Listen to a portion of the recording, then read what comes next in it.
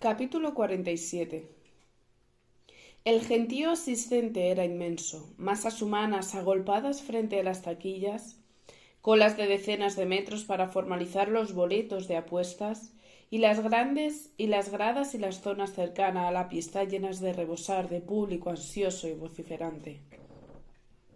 Los privilegiados que ocupaban los palcos reservados, en cambio, flotaban en una dimensión distinta, sin agobios ni griterío, sentados en sillas auténticas y no sobre peldaños de cemento, y atendidos por camareros de chaquetilla impoluta dispuestos a servirles con diligencia.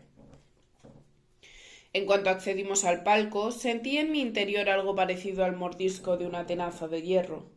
Apenas necesité un par de segundos para percibir el alcance del despropósito al que me enfrentaba.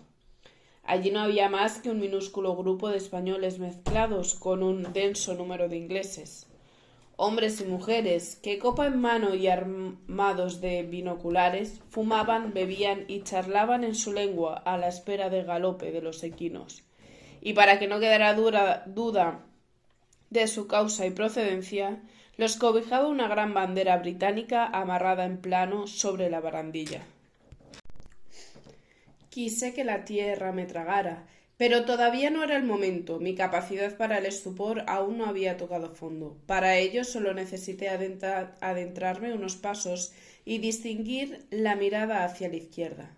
En el palco vecino, prácticamente vacío aún, ondeaban tres estandartes verticales mecidos por el viento. Sobre el fondo rojo de cada uno de ellos destacaba un círculo blanco, con la bastilla negra en el centro. El palco de los alemanes, separado del nuestro por una pequeña valla que apenas superaba el metro de altura, esperaba la llegada de sus ocupantes.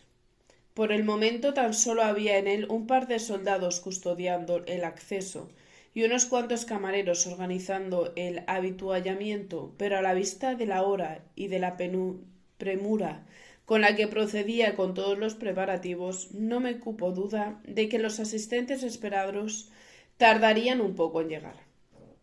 Antes de serenarme lo suficiente como para poder reaccionar y decidir de manera más rápida de desaparecer de aquella pesadilla, Gonzalo se encargó de aclararme el oído quiénes eran todos aquellos súbditos de su graciosa majestad. He olvidado decirte que íbamos a reunirnos con unos viejos amigos, a los que hace tiempo que no veo. Son ingenieros ingleses de las minas del Río Tinto. Han venido con algunos compatriotas suyos de Gibraltar, e imagino que también se acercará gente de la embajada. Están todos entusiasmados con la reapertura del hipódromo. Ya sabes que son unos grandes apasionados de los caballos. Ni lo sabía ni me interesaba. En aquel momento tenía otras urgencias por encima de las aficiones de aquellos individuos. Por ejemplo, huir de ellos como de la peste. La frase de Gilgar en la legación americana de Tánger aún me resonaba en los oídos. Cero contacto con los ingleses, y menos aún, le faltó decir, delante de las narices de los alemanes. En cuanto los amigos de mi padre se percataron de nuestra llegada, comenzaron los afectuosos saludos a Gonzalo, Old Boy, y a su joven e inesperada acompañante. Los devolví con palabras parcas, intentando camuflar los nervios tras una sonrisa tan débil como falsa a la vez, que sopesaba disimuladamente el alcance de mi riesgo. Y así, mientras respondía a las manos con los que los rostros anónimos me tendieron, barrí con los ojos el entorno buscando algún resquicio por el que volatizarme sin poner en mi padre en evidencia. Pero no lo tenía fácil, nada fácil. A la izquierda estaba la tribuna de los alemanes con sus ostentosas insignias. La de la derecha la ocupaban un puñado de individuos con barrigas generosas y gruesos anillos de oro que fumaban puros grandes como torpedos, en compañía de mujeres de pelo oxigenado y labios rojos como amapolas, para las que yo jamás habría cosido ni un pañuelo en mi taller. Aparté la mirada de todos ellos, los extraperlistas y sus despampanantes queridas no me interesaban lo más mínimo. Bloqueada por izquierda y derecha y con una barandilla al frente volada sobre el vacío, tan solo me quedaba la solución de escapar por donde habíamos venido. aunque sabía que aquello era toda una temeridad. Existía una única vía de acceso para alcanzar aquellos palcos. No había comprobado la llegada, una especie de pasillo enladrillado de apenas 3 metros de anchura. Si decidía retroceder por él, correría el riesgo muy probable de encontrarme con los alemanes de cara, y entre ellos sin duda me toparía con lo que más me asustaba, clientas germanas cuyas bocas incautas a menudo dejaban caer sabrosos pedazos de información, que yo recogía con la más desleal de las sonrisas y trasladaba después al servicio secreto del país enemigo. Señoras a las que debería detenerme a saludar y que sin duda alguna se preguntarían suspicaces qué hacía su courtier marroquí huyendo como alma que lleva el diablo de un palco abarrotado de ingleses. Sin saber qué hacer, dejé a Gonzalo repartiendo aún saludos y me senté en el ángulo más protegido de la tribuna, con los hombros encogidos, las solapas de las chaquetas subidas y la cabeza medio agachada, intentando, ilusamente, pasar desapercibida en un espacio diáfano donde de sobra sabía que era imposible esconderse. —¿Te encuentras bien? Estás pálida —dijo mi padre mientras me tendía una copa de cava de frutas. —Creo que estoy un poco mareada. Se me pasará pronto —mentí. Si en la gama de los colores existiera alguno más oscuro que el negro, mi ánimo habría estado a punto de rozarlo tan pronto como el palco alemán comenzó a agitarse con un mayor movimiento. Vi de reojo cómo entraban más soldados. Tras ellos llegó un robusto superior dando órdenes, señalando aquí y allá, lanzando ojeadas carcajadas de desprecio hacia el palco de los ingleses. Los siguieron varios oficiales con botas brillantes, gorras de plato y la inevitable evástica en el brazo. Ni se dignaron a mirar a nuestra dirección. Se mantuvieron simplemente altivos y distantes, manifestando con su actitud embarada un evidente desdén hacia los ocupantes de la tribuna vecina. Unos cuantos individuos vestidos de calle llegaron después. Noté con un escalofrío que algunos de aquellos rostros me resultaba familiar. Probablemente todos ellos, militares y civiles, estaban enlazando aquel evento con otro previo, de ahí que hicieran su aparición prácticamente a la vez, con grupos formados en el tiempo justo para ver la primera carrera. De momento solo había hombres. Mucho me equivocaría si sus esposas no lo seguían de inmediato.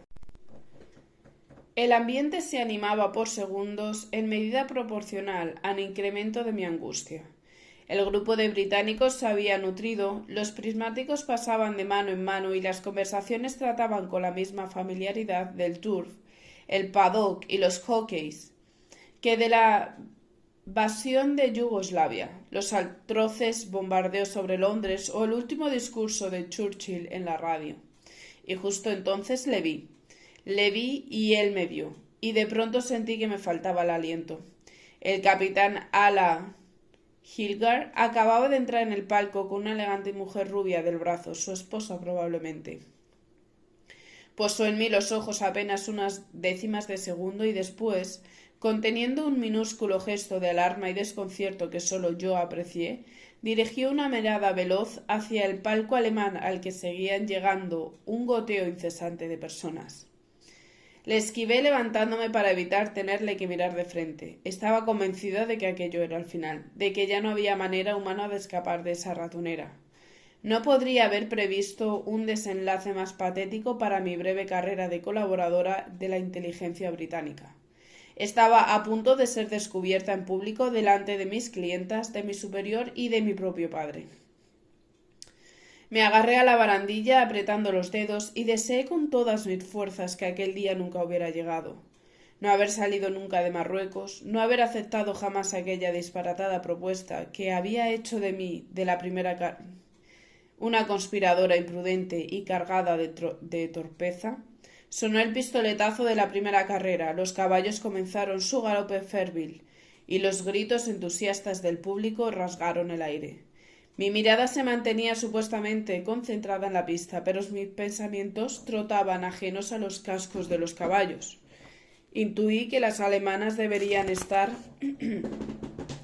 ya llenando su palco y presentí la desazón de Hilgard al intentar encontrar la manera de abordar el inminente descalabro al que nos enfrentábamos. Y entonces, como un fogonazo, la solución se me presentó delante de los ojos, al percibir a un par de camilleros de la Cruz Roja apostados con inocencia contra un muro en la espera de algún percance. Si no podía salir por mí misma de aquel palco envenenado, alguien tendría que sacarme de allí. La justificación podría haber sido la emoción del momento o el cansancio acumulado a lo largo de los meses, tal vez los nervios o la tensión. Nada de eso fue la causa verdadera, sin embargo. Lo único que me llevó a aquella inesperada reacción fue el mero instinto de supervivencia. Elegí el lugar apropiado, el flanco derecho de la tribuna, el más alejado de los alemanes, y calculé el momento justo, apenas unos segundos después de terminar la primera carrera, cuando la algarabía reinaba por todas partes y los gritos entusiastas se mezclaban con expresiones sonoras de desencanto. En ese instante exacto me dejé caer. Con un movimiento premeditado giré la cabeza e hice que el pelo acabara cubriéndome la cara una vez en el suelo, por si alguna mirada curiosa del palco continuo consiguiera colarse entre los pares de piernas que inmediatamente me rodearon. Quedé inmóvil, con los ojos cerrados y el cuerpo lánguido. El oído, en cambio, lo mantuvo atento, absorbiendo todas y cada una de las voces que a mi alrededor sonaron. Desmayo, aire, Gonzalo, rápido, pulso, agua, más aire, rápido, rápido, ya vienen, botiquín, y otras tantas palabras en inglés que no entendí. Los camilleros tardaron en llegar apenas un par de minutos. Me trasladaron del suelo a la lona y me cubrieron con una manta hasta el cuello. 1, 2, 3, arriba, noté cómo me alzaban. Lo acompaño, oí decir a Hilgard. Si es necesario, podemos llamar al médico de la embajada. Gracias, Alan, respondió mi padre. No creo que sea nada importante, un simple desvanecimiento. Vamos a enfermería, después ya veremos. Los camilleros avanzaban con prisa por el túnel de acceso llevándome en vilo. Detrás, forzando el paso, nos seguían mi padre, Alan Hilgard y un par de ingleses a los que no logré identificar, compañeros o lugartenientes del agregado naval. Aunque me ocupé de nuevo de que el pelo me tapara la cara, al menos parcialmente, una vez en la camilla antes de que me sacaran del palco, reconocí la mano firme de Hilgard subiéndome la manta hasta la frente. No pude ver nada más, pero sí oír con nitidez todo lo que a continuación pasó. En los metros iniciales del pasillo de salida no nos cruzamos con nadie, pero hacia la mitad del recorrido la situación cambió, y con ello se confirmaban mis más oscuros presagios. Primero oí más pasos y voces de hombres que hablaban con prisa en alemán. Schnell, schnell, die haben Bergisbogenen. Andaban en sentido contrario al nuestro, casi corrían. Por la firmeza de las pisadas intuí que serían militares. La seguridad y contundencia del tono de sus palabras me hicieron suponer que se trataban de oficiales. Imaginé que la visión del agregado naval enemigo escoltando una camilla con un cuerpo cubierto y una manta tal vez generaría en ellos una cierta alarma, pero no se detuvieron. Tan solo cruzaron unos ásperos saludos y continuaron enérgicos su camino hacia el palco continuo al que nosotros acabábamos de abandonar. Los taconeos y las voces femeninas llegaron a mis oídos tan solo unos segundos después. Las oí acercarse con paso firme también, rotundas y avasalladoras. Cohibidos ante tal despliegue de determinación, los camilleros se hicieron a un lado deteniéndose unos instantes para dejarlas pasar. Casi nos rozaron. Contuve la respiración y noté el corazón bombear con fuerza. Las oí alejarse después. No reconocí ninguna voz concreta, ni pude precisar cuántas serían, pero calculé que al menos media docena. 6 alemanas, tal vez 7, tal vez más, posiblemente varias de ellas fueran clientas mías, de las que elegían las telas más caras y lo mismo me pagaban con billetes que con noticias recién horneadas. Simulé que recobraba la conciencia unos minutos más tarde, cuando los ruidos y las voces se habían amortiguado, y supuse que por fin estábamos en terreno seguro. Dije unas palabras, los tranquilicé. Llegamos entonces a la enfermería Hilgar y mi padre despacharon a los acompañantes ingleses y a los camilleros. A los primeros les pidió el agregado naval con unas breves órdenes en su lengua. A los segundos Gonzalo con una propina generosa y un paquete de cigarrillos. Ya me encargo yo, Alan, gracias, dijo mi padre finalmente, cuando nos quedamos a solas los tres. Me tomó el pulso y confirmó que estaba medianamente en condiciones. No creo que haga falta llamar a un médico. Voy a intentar acercar el coche hasta aquí. Me la llevo a casa. Noté a Hilgar dudar unos segundos. De acuerdo, dijo entonces. Me quedaré acompañándola mientras regresas.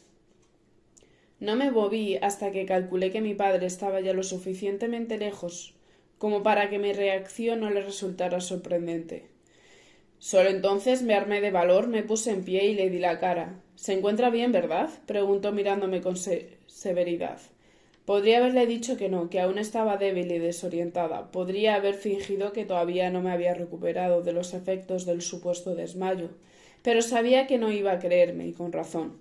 —Perfectamente —respondí. —¿Sabe él algo? —preguntó entonces refiriéndose a mi padre y su conocimiento acerca de mi colaboración con los ingleses. —Nada en absoluto. —Manténgalo así. Y no se le ocurra dejarse ver con el rostro descubierto al salir —ordenó—. Túmbese en el asiento trasero del automóvil y permanezca tapada en todo momento. Cuando lleguen a casa asegúrese de que nadie los ha seguido. Descuide algo más. Venga a verme mañana, en el mismo sitio y a la misma hora.